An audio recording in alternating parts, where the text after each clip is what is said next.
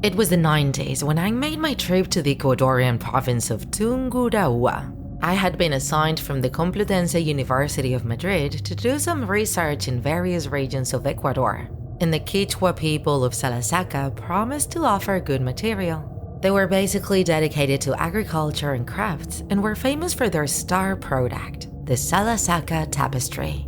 And that's what I would take care of investigating and filming.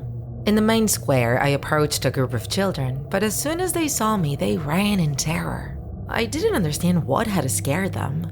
I encouraged them to come closer, but their faces showed not shyness, but terror. Trying not to give more importance to this incident, I decided to approach one of the women who were in the square. Just as I approached her, she ran away, screaming. All the men, women, and children got into their houses as I passed. So I decided to call my tutor and tell him about the situation. He didn't seem surprised at all, but he promised to call a friend to help me. After 20 minutes, a man came to meet me with a broad smile, inviting me to follow him. Achik, that was the peasant's name, explained to me that in his town they were a little mistrustful with the other communities. For years, they had been instilled with fear of foreigners. Little by little, this fear was linked to the alleged appearances of Pishtacos, who were hired killers who slaughtered their victims and then sold their fat for commercial purposes. The next day, I went out into the street again, but this time accompanied by my host.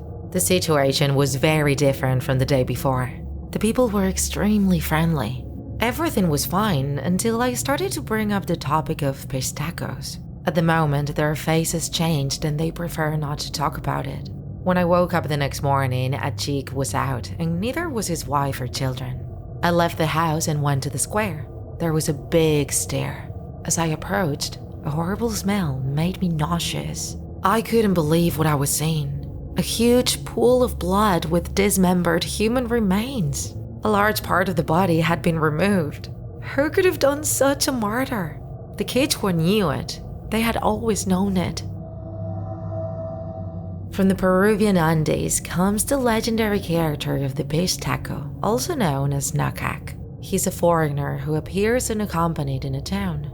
He appears on isolated paths in search of men and women who go alone, and he cuts their throats without giving them a chance to defend themselves. His weapon is a knife that he hides in his clothes. The most widespread version is that after cutting the victims' necks, they eat their meat and sell the fat. However, it is said that it has another form of attack, with narcotics.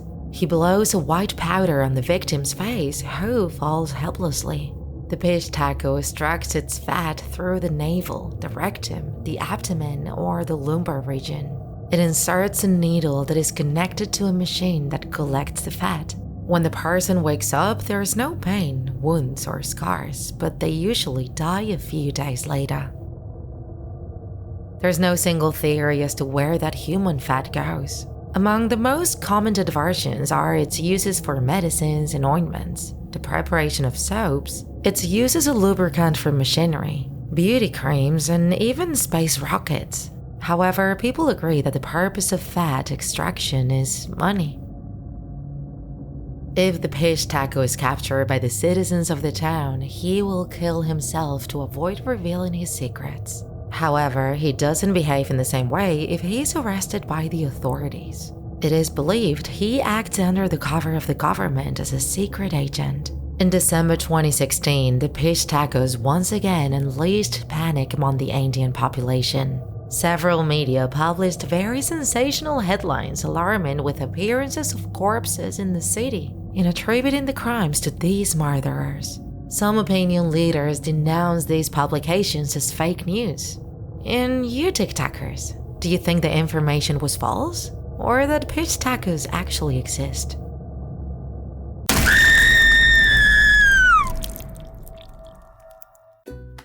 If you enjoyed this video, don't forget to like it. And if you want to see more Draw My Life videos, subscribe to our channel.